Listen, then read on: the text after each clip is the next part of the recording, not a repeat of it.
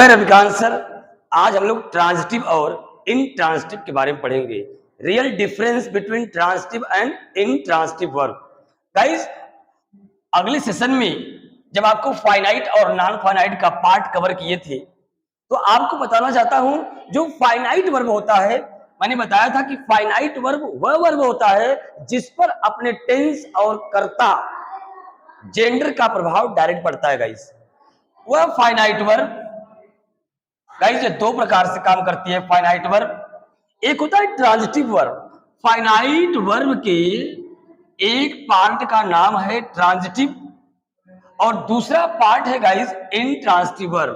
मतलब हम जो हमारा मेन वर्ब है MAIN मेन वर्ब, कल मैंने इसके बारे में आपको बताया था कि मेन वर्ब के मेनली दो पार्ट होते हैं। एक होता है फाइनाइट वर्ब और एक क्या बताया था आपको, नॉन फाइनाइट वर्ब। तो गाइस मेन वर्ब को प्रिंसिपल वर्ब और मेन वर्ब को हम एक्शन वर्ब के भी नाम से जानते हैं। वह जो फाइनाइट वर्ब होता है गाइस, जो फाइनाइट वर्ब होती है, फाइनाइट वर्ब के दो पार्ट होते हैं। एक पार्ट होता है ट्रांजिटिव वर्ब और एक पार्ट होता है इंट्रांजिटिव वर्ब। अक्सर हमारे दिमाग में एक बात बन जाती है, आखिर ट्रांजिटिव वर्ब किसे कहते हैं और किसे कहते हैं इंट्रांजिटिव वर्ब। आइए हम देखते हैं। गाइस, ट्रांजिटिव वर्ब का मतलब वही, ट्रांजिटिव वर्ब का मतलब जिसमें वह मेन वर्ब जिसमें ऑब्जेक्ट आ जाए। जिसे मैंने यहां लिखा है ही प्लेज। अगर आप प्लेज कहेंगे, ही मतलब वह और प्लेज मतलब खेलता है, तो ऑब्जेक्ट के रूप में आप कुछ भी ला सकते हैं। ही प्लेज, वह खेलता है, आप ऑब्जेक्ट में कुछ भी ला सकते हैं।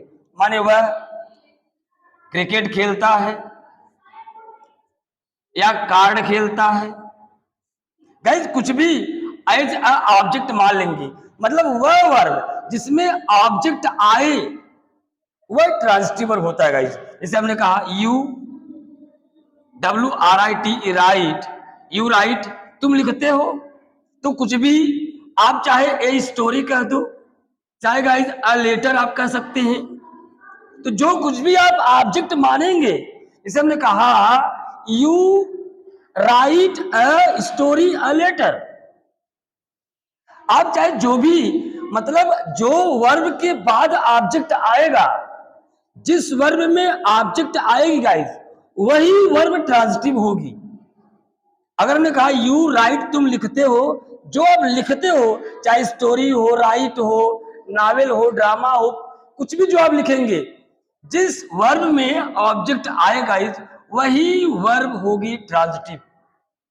जैसे हमने कहा कि you call, CALL, you call, you मतलब तुम, कॉल मतलब बुलाते हो। अब जो गाइस आगे ऑब्जेक्ट आ रहा है, जैसे यू कॉल मी या यू कॉल देम, तो मतलब गाइस वह वर्ब जिसमें ऑब्जेक्ट आ जाए, जिसमें ऑब्जेक्ट आ जाए वही ट्रांजिटिव वर्ब गाइस होती है।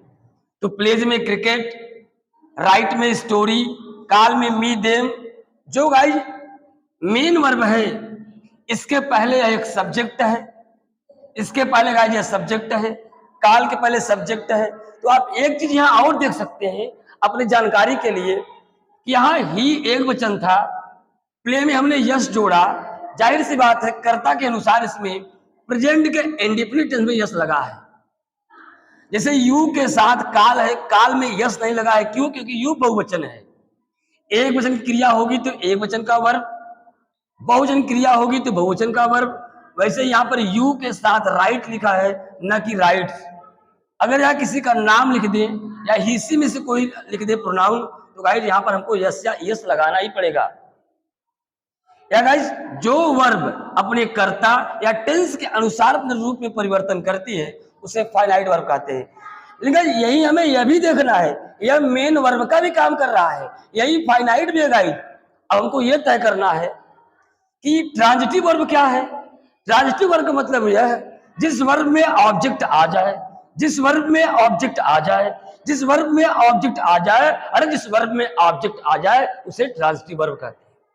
अगर आज यहां लिखा यू गो, तो यू गो में आप ऐसा कोई शब्द नहीं ला सकते जो ऑब्जेक्ट बन जाए।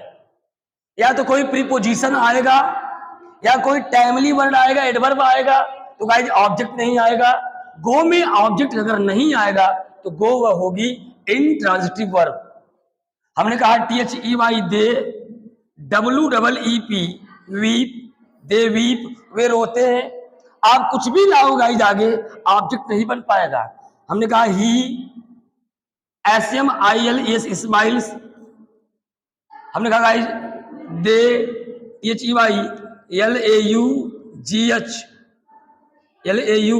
LAUGH laugh. आप यहां देखिए, you go, they weep, he smiles, they laugh में एक भी ऑब्जेक्ट गाइज नहीं आया है। जिस वर्ब में ऑब्जेक्ट नहीं आएगा, जिस वर्ब में ऑब्जेक्ट नहीं आएगा, जिस वर्ब में ऑब्जेक्ट नहीं आएगा, यहां भी गो मेन वर्ब है, यहां भी वीप फाइनाइट वर्ब है, स्माइल फाइनाइट वर्ब है, लाफ सब मेन वर्ब फाइनाइट वर्ब है। लेकिन गाइज यहां पर ऑब्जेक्ट नहीं आया है, और जिस वर्ब में ऑब्जेक्ट नहीं आएगा वह इंट्रांजिटिव वर्ब होगा, और जिस वर्ब में ऑब्जेक्ट आएगा वह क्या होगा, ट्रांजिटिव वर्ब होगा। पूरी बात आपको समझ में आई होगी। अगर पूरा बात समझ में आई गाइस तो वीडियो को लाइक से सब्सक्राइब करना ना भूलें। Thank you.